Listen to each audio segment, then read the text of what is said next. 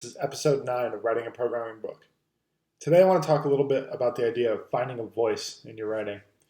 And this is something that I'm thinking about because last night I read through the first few chapters of the book On Writing Well, and it really talks a lot about this.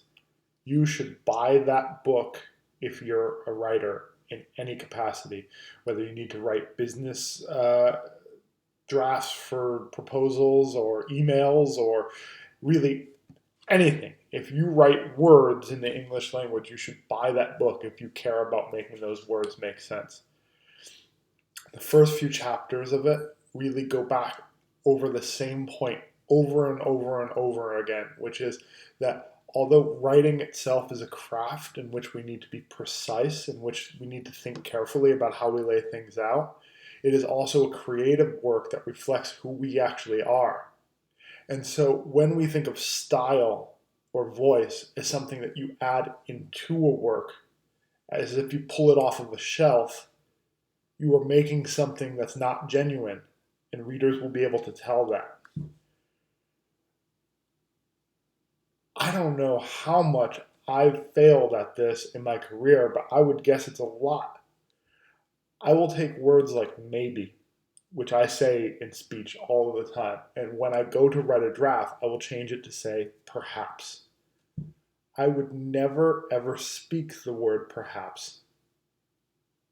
Now, maybe that's a small thing. Maybe it's not a big deal. But at the same time, after reading through these chapters and thinking about this, I look at my writing. I cannot write a sentence without finding at least one word that I would never speak. And I think that's something that I need to pay more attention to.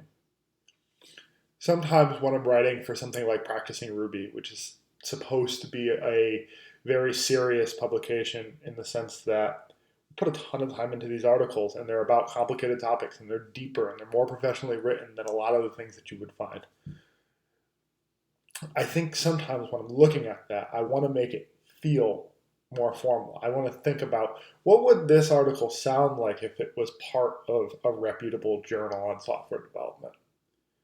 But maybe that's a huge mistake.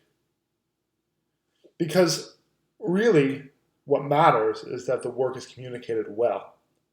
It doesn't matter that it emulates some style, especially if that style is not who I am personally.